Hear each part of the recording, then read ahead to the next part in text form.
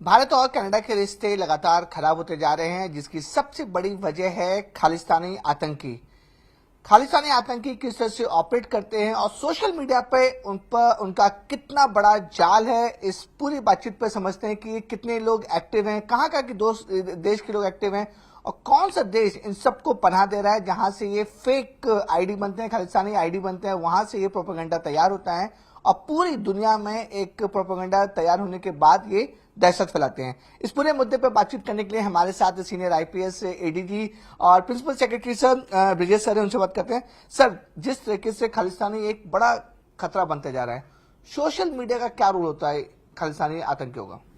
देखिए, social media जो है वो रेडिकलाइजेशन, मोबिलाइजेशन, लेजिटिमाइजेशन, इन सारी चीजों के लिए उसका उपयोग किया जाता है कि जो उनका कॉज है उस कॉज के बारे में लोगों को मोबिलाइज करना, मोटिवेट करना, रेडिकलाइज करना।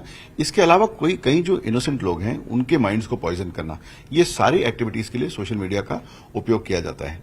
और ये एक बड़ा पावरफुल मीडियम है क्योंकि ये इसमें कोई इंटरमीडिएट नहीं है, ये डायरेक्टली आपके पॉकेट में डायरेक्ट इन्फॉर्मेशन पहुंचती है, चाहे वो वीडियो हो, चाहे वो गाना हो।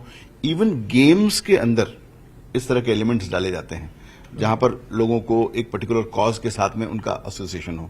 तो ये आप सोचिए कितना कॉम्प्लेक्स चीज है कि गेम्स तक उस हिसाब से बनाए जाते हैं जहां पर लोगों का माइंड इन पर्टिकुलर कॉजेस के बारे में रेडिकलाइज हो। सर, आपने इसमें रिसर्च की, कहाँ से ये जनरेट होता है, कौन सी कंट्री से ये जो सोशल मीडिया पे लोग एक्टिव होते हैं और किस किस प्लेटफॉर्म पे ये सब डालते हैं वीडियोस? दो तीन तरह की चीजें। एक तो कई जगह जहां जो कुछ इंडियन डायस्पोरा है जो आज थोड़ा रेडिकलाइज हो चुका है या कोई फॉरेन इंटेलिजेंस एजेंसीज के इशारे पे काम कर रहा है, तो इस तरह के एलिमेंट्स सब जगह पर हैं। वो इस तरह का काम करते हैं, वो अलग अलग कंट्रीज में हैं। भारत विघातक जो शक्तियां हैं या जो हमारे इंटरेस्ट को नहीं मानते, ऐसे कई देश हैं, वो भी इनको सपोर्ट करते रहते हैं, चाहे फाइनेंशियली हो, चाहे इस तरह के प्रोपेगेंडा नेटवर्क चलाने में हो, वो मदद करते हैं। लेकिन प्राइमरीली ये एक्टिविटी आती है जनरली पाकिस्तान और उनके इंटेलिजेंस एजेंसीज से। उनका बड़ा सोचा समझा प्लान है, उनका K2 प्लान एक बड़ा क्लासिकल प्लान रहा है। कश्मीर खालिस्तान, इन दो प्लैंक्स पे उन्होंने काम किया, चाहे वो ग्राउंड एक्टिविटीज हो, फंडिंग ऑफ टेरर नेटवर्क्स हो, इंडिया को डिप्लोमेटिकली परेशान करना हो, फाइनेंसिंग ऑफ टेरर नेटवर्क्स हो। इसके बाद में अब जब टेक्नोलॉजी आज आ गई है तो सोशल मीडिया पे इस तरह के इन्फ्लुएंस को, इस तरह के एक नेगेटिव इन्फ्लुएंस को पैदा करके हमको तकलीफ देने का उनका एक बड़ा सोचा समझा रणनीति है। और अगर आप देखें तो जो उनका जो एक DGISPR है, इंटर सर्विसेज पब्लिक रिलेशन, उनके यहाँ वो लोग तो कॉल सेंटर की तरह चलाते हैं और बाकायदा उसमें रिक्रूटमेंट होता है, लोगों को लाते हैं, बिठाते हैं। इवन मतलब जहां हनी ट्रैपिंग करनी है लोगों को, इसके लिए वो लोग इवन वहां रियल विमेन का इस्तेमाल करते हैं कि वो लोग कॉल्स करती हैं, फेक प्रोफाइल बनाती हैं। अब दूसरी चीज होगी कंप्यूटेशनल प्रोपेगेंडा एंड बॉट्स की, बहुत सारी इंफॉर्मेशन को बनाकर फेक अकाउंट्स बना के उसके द्वारा स्प्रेड किया जाता है और पर्टिकुलरली इसमें इन्फ्लुएंसर्स को ट्रैक किया जाता है।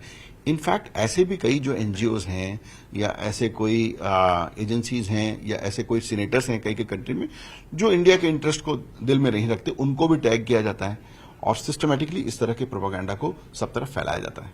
सर, आपने बोला कि पाकिस्तान से सबसे ज्यादा ये सब सोशल मीडिया अकाउंट्स हैंडल होते हैं। पाकिस्तान में तो कौन कौन सी एजेंसीज उनको हेल्प करते हैं? गवर्नमेंट हेल्प करते हैं, टेरर ऑर्गेनाइजेशन हेल्प करते हैं, अंडरवर्ल्ड हेल्प करते हैं, कौन कौन लोग हेल्प करते हैं ये सब चीजों में? देखिए, वहां तो जो एस्टेब्लिशमेंट है वो बहुत सारी चीजों का मिक्स है।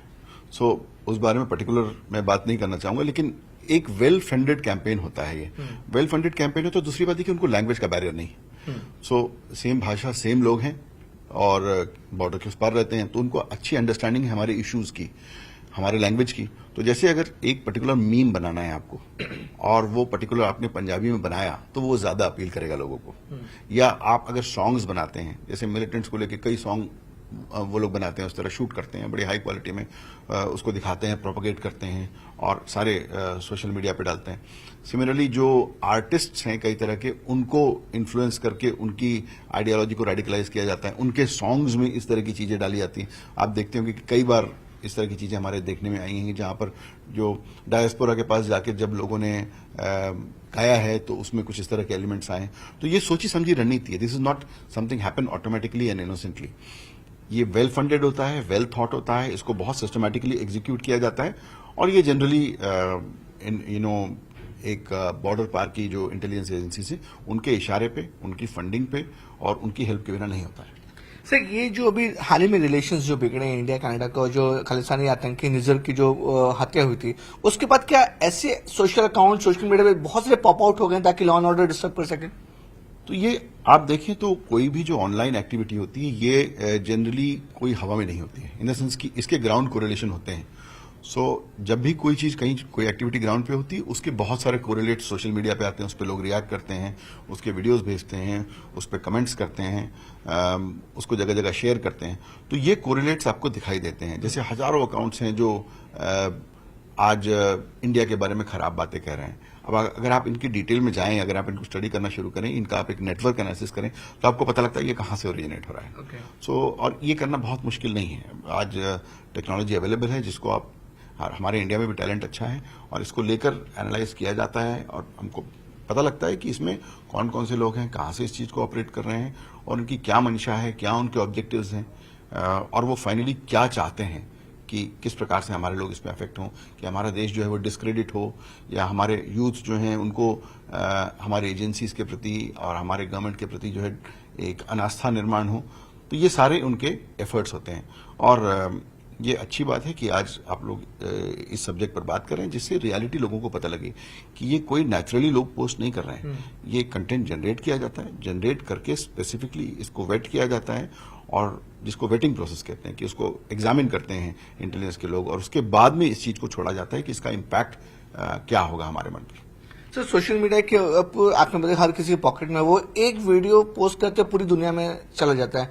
ये जिस तरह से खालिस्तानी जो मॉडस ऑपरेंडी यूज कर रहे हैं अगेंस्ट आवर कंट्री, कितना डेंजरस है, उसको किस तरह से आप लोग न्यूट्रलाइज करेंगे? जिम्मेदारी तो बनती है इसमें बेसिकली सोशल मीडिया प्लेटफॉर्म्स की, क्योंकि उनको पता होता है कौन सी आईपीज हैं, कहां से अकाउंट बना, कहां से ऑपरेट हो रहा है, इस पे फॉलोअर्स कहां से, ये सारी चीजें सोशल मीडिया प्लेटफॉर्म्स को पता होती हैं। तो ये जिम्मेदारी है सोशल मीडिया प्लेटफॉर्म्स की कि इस तरह अगर मेरे देश में आप बिजनेस कर रहे हैं तो मेरे देश के लोगों को अफेक्ट हो या देश का नुकसान हो या देश विघातक कोई चीज हो, ये चीज आपके प्लेटफॉर्म पर नहीं होनी चाहिए। कि आप ऐसा नहीं कर सकते ना कि आपने एक प्लेग्राउंड खोल दिया, उस प्लेग्राउंड पे लोग एक दूसरे को गोली मार रहे हैं या वहां से आप बम बना रहे हैं, ऐसा तो नहीं होगा। ये एक जिम्मेदारी के साथ, आपने एक रिस्पॉन्सिबिलिटी के साथ, एक एथिक्स के साथ में बढ़ना चाहिए और इस तरह के कंटेंट को जो है वो आपने खुद ने मॉडरेट करना चाहिए। अगर आप 2021 के social media intermediary ethics guidelines and ethics के रूल्स देखें तो आप पाएंगे कि इसमें प्लेटफॉर्म की जिम्मेदारी दी है और साथ में इसमें टेक डाउन, ब्लॉकिंग और इन सारी चीजों का प्रोसीजर भी दिया गया है।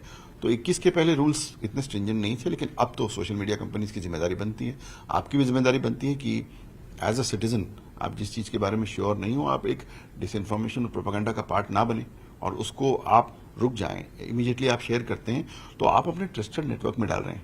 जब आप अपने ट्रस्टेड नेटवर्क में, जैसा फैमिली पे आपने डाल दिया कोई चीज, आप बड़े एक्साइट हो गए, आपने उसको फैमिली पे डाल दिया, लेकिन हो सकता है आप उतने लोगों को आप एक ट्रस्ट नेटवर्क में, क्योंकि वो आप पर बिलीव करते हैं, उनको लगता है ये इन्फॉर्मेशन आपने दी है, उनको ये पता नहीं होता कि ये इन्फॉर्मेशन आराम से किसी ने बैठकर कंप्यूटर पर बनाई है। तो इसमें अपनी पर्सनल जिम्मेदारी ये रहेगी कि सत विवेक बुद्धि, कॉमन सेंस का ध्यान रखें और इस तरह की चीजों को शेयर करने के पहले एटलीस्ट आप एक वेरीफाई कर लें कि क्या ये सच है, क्या ये सच नहीं है। सर एक रिपोर्ट में 30-40 अकाउंट्स आए हैं, जैसे वो सब अकाउंट कैसे हैं, कहां से ऑपरेट हो रहे हैं, क्या है उन अकाउंट्स के पीछे का मकसद? तो जैसे हमने बताया कि सोची समझी रणनीति होती है, लेकिन अब मोर एंड मोर ये ऑब्फस्केट होता है या ओरिजिन इनका छुपाया जाता है। जैसे आप अगर आप जैसे पाकिस्तान में कार्ड लेने जाएं तो उनका एक नादरा कार्ड होता है, उसके अलावा आपको जिस तरह हमारा आधार होता है उसके बिना आप कुछ भी खरीद नहीं सकते, बैंक अकाउंट नहीं खोल सकते, कुछ नहीं कर सकते। हमारे यहाँ अमूमन जो केवाईसी नॉर्म्स हैं वो थोड़े से वीक होने के कारण आप मोबाइल फोन ले सकते हैं, मोबाइल फोन को लेकर अकाउंट बना सकते हैं, अकाउंट बना के आप फ्रॉड कर सकते हैं, कुछ कर सकते हैं। सोशल मीडिया पे आप चाहे कुछ बन जाइए, आप वहां पे कुछ भी बेचने लग जाइए, लोगों को डिफ्रॉड कीजिए, साइबर क्राइम कीजिए और इस तरह के धंधे कीजिए कि आप जो है वो डिसइंफॉर्मेशन फैला रहे हैं, आप प्रोपेगेंडा कर रहे हैं देश के खिलाफ। तो ये सारी चीजें जो हैं इसमें अकाउंट्स बनते हैं, अकाउंट्स बनने के बाद में इसको प्रोपोगेशन को फैलाया जाता है, इसके नेटवर्क्स होते हैं, इसके इन्फ्लुएंसर्स होते हैं और बॉट्स होते हैं इसके, जो ऑटोमेटेड एक्टिविटी इस तरह की जनरेट करते हैं। अब जनरेटिव एआई जिस तरह आ गया है, ओपन एआई वगैरह जिस तरह चैट जीपीटी आ गया है, इसमें हजारों में ट्वीट आपको क्रिएट करना बड़ा आसान हो गया है कि आप एक सब्जेक्ट दे दें, उसको कह दें कि इसके विरोध में आप लिख दो तो वो लिखना शुरू कर देता है। इसको आप ऑटोमेट कर सकते हैं। इसको आप जिसको आप एजेंट्स कहते हैं, ऐसा लगा कि आपने इसको पोस्ट करने की अगर कोशिश की तो ये पूरा प्रोसेस ऑटोमेट हो जाएगा।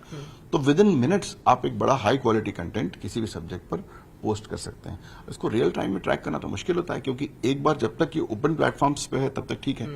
इमीडिएटली ये चीज जो होती है वो कॉपी होती है, व्हाट्सएप पे चली जाती है, व्हाट्सएप पे जाती है, टेलीग्राम पे जाती है, इंस्टा पे जाती है। जहां जो पीयर टू पीयर नेटवर्क्स हैं, जहां पर्सनल शेयरिंग है, वहां ये चीज तो ट्रैक नहीं होती। वहां कोई जिम्मेदारी नहीं है, किसी को पता नहीं है, क्योंकि वो एनक्रिप्टेड है, कोई ट्रैकेबिलिटी नहीं है उसकी, ट्रेसेबिलिटी नहीं है। तो इस तरह से एक कंप्यूटेशनल प्रोपेगेंडा के लिए इन प्लेटफॉर्म्स का बड़ा क्लियरली दुरुपयोग किया जा रहा है, और उसमें डेफिनेटली फॉरेन इंटेलिजेंस एजेंसीज या फॉरेन जो देश विघातक शक्तियां हैं उनका डेफिनेट हाथ है।